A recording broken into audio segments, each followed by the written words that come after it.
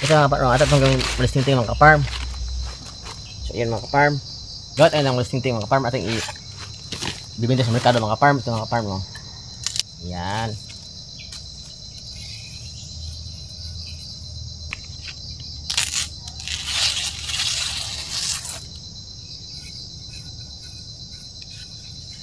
Kahit 10 nito mga kaparm.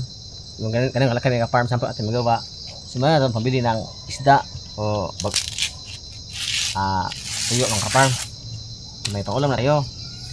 So dapat mga kaparm, sipag lang tayo mga kaparm. Kailangan magsipag lang tayo mga kaparm.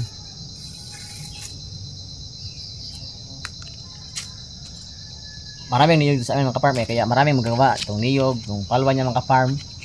Pwede natin ibinta yung palwa niya. Yung